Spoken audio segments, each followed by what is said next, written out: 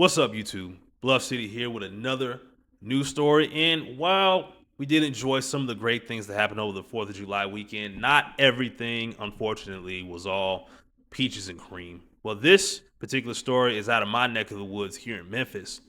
This actually happened the day after 4th of July, which is yesterday, as the recording of this video.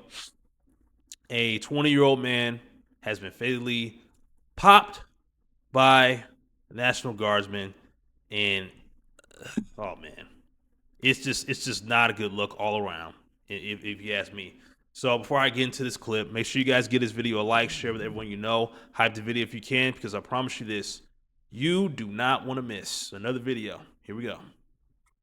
News starts now. Man, we pulled up, walked to the end of the street, then we heard gunshots, and people take out running. When the chaos cleared in downtown, a young man was dead. Tennessee National Guardsman fired the shots, according to investigators. Now, the moments leading up to that shooting early this morning are under investigation by the state. Fox 13's Martin Staunton breaks down what we know before the shots rang out. It happened early Sunday morning, just off Union, right next to AutoZone Park. Investigators and the guards say Tyron Johnson was armed. Guardsmen shot him. I'm going to reserve judgment right now, but my initial thoughts are, after reading the reports in the news, I have some outstanding questions.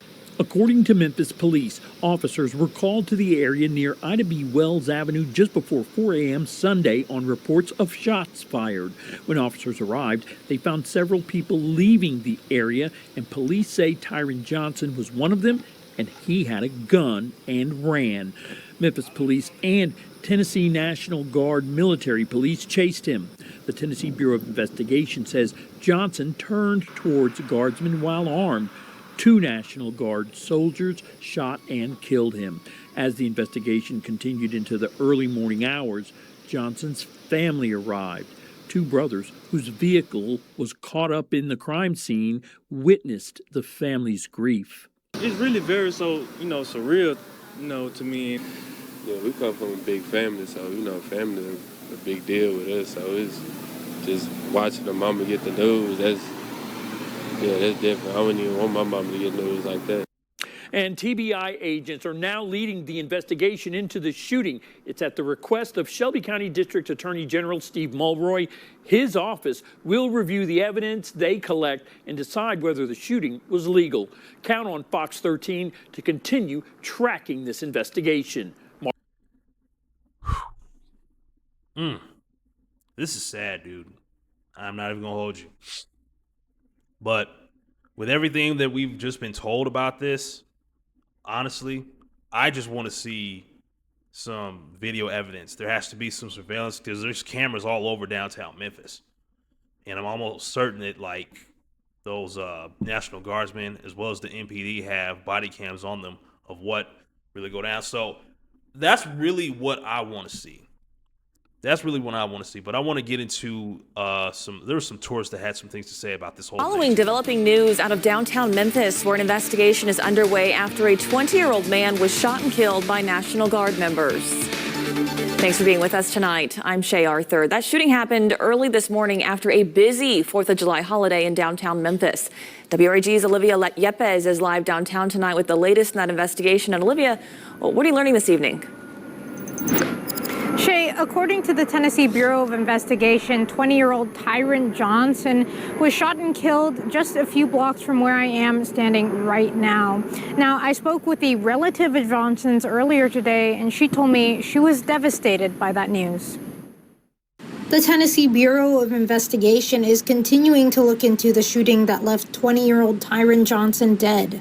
One relative tells WREG Johnson had moved to Nashville to get away from the crime in Memphis. She said Johnson was urged by loved ones not to come to Memphis for the 4th of July, but he didn't listen, and it cost him his life. Investigators say around 4 Sunday morning, Memphis police, assisted by Tennessee National Guardsmen, were pursuing Johnson after he reportedly fired shots in the area.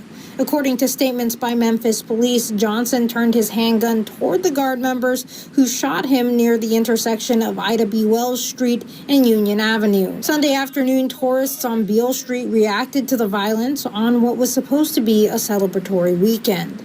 Patrick Johnson from Florida was in the area just a few hours before the shooting. It seemed that both the National Guard and the local enforcement here were very relaxed. We're all kind of enjoying the fireworks and the celebrations, and it is just unfortunate to see that how that can quickly flip and someone's life can be taken. Elijah Jones, who is looking at moving to the area for work, said the shooting was a reminder to always stay alert. I didn't really let that get to me because that kind of happens anywhere. Any really major city is going to have that. And it is a tragedy, so it really hasn't changed my perspective on it. It just kind of makes me think I'm going to have to prepare a little bit more. I'm told that no law enforcement or National Guardsmen were hurt in this incident. Reporting in downtown. Oh, man. I will say this as someone who currently lives in Memphis: if you're going to be here, you can enjoy yourself. You can do all those things, but just please be on your P's and Q's. Okay. And it does suck that this young man had to lose his life, but at the same time, we only know what's being told to us right now. They said he was armed, and he pointed the gun at a National Guardsman. And if that's what really happened, then listen, dude, that's one of the stupidest things you could do. That's one of the stupidest things you could do. And of course, they're going to react very quickly because now you're making yourself a threat to them by pointing your gun at them. Now, if they just shot him because he was armed, and Tennessee is an open carry state, if I'm not mistaken, then he would be wrongfully shot. And honestly, after looking at all this, we really just don't know what, at least I don't. Now, y'all can let me know what y'all think. I don't know what really happened because, for one, I wasn't there. Two, until they release some footage of what happened from the very beginning, the middle, and the end that led to his demise, I personally, I'm not gonna take anything they just tell me right here at face value. I want to see some video footage because, like I said earlier, there are cameras all over downtown Memphis. So there's some footage somewhere they just have not released it yet, obviously, because this just happened, and I don't know how long it'll be before they even release any footage of what happened all the way up until then. So that's how we'll truly know if he really did turn around and point his gun at the National Guardsman. Like I said, if he did that, hey, dude, you really had that coming. Because with them being here, and they're being here, like, come on. The last thing you want to do if you're an armed citizen is point your gun at a National Guardsman. What do you think they're going to do? And again, if that's not what happened and they just end up shooting him just because he had a gun on him, like, that's not good either. And I really wish he had listened. He was told that it's probably best for him not to come to Memphis for the 4th. And now, oh boy, he didn't listen to that. That was his one sign right there. That was his one sign that could have saved his life. He could have just stayed in Nashville for the 4th and he would have been just fine. But he came here in this whole situation that's just very, very sad. Ended up happening, and now his family's grieving. They'll have to remember 4th of July weekend like this for the rest of their lives. And he was only 20 years old, man.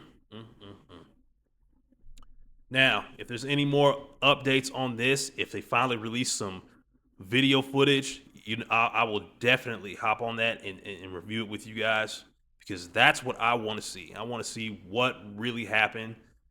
And like I said, man, if he really did point his gun at National Guardsmen for whatever reason, dude, that's not the business. That is not the business. Of course, they're going to do whatever they got to do to neutralize you. I'm not saying, look, I'm not here to say it's right or wrong, but dude, it's like with them here, you got to be smart. You can't just be out here doing stupid shit like that. It's just not a good idea. Like I said, I'm not going to take anything I hear from this face value. I just want to see some video evidence. But y'all let me know what y'all think. What do you think really happened in this situation? Let me know down below in the comments. Don't forget to hit the link down to my link tree below so you guys can follow me on other platforms as well as support me directly via Cash App, PayPal. Or even just leaving a super thanks. Whichever one you decide to do, I will shout you out in my next video or my next community post as my way of saying thank you for your contribution because you did not have to do that. And with that being said, please, please, please be safe out there. Please be on your P's and Q's. Check on your loved ones. And peace.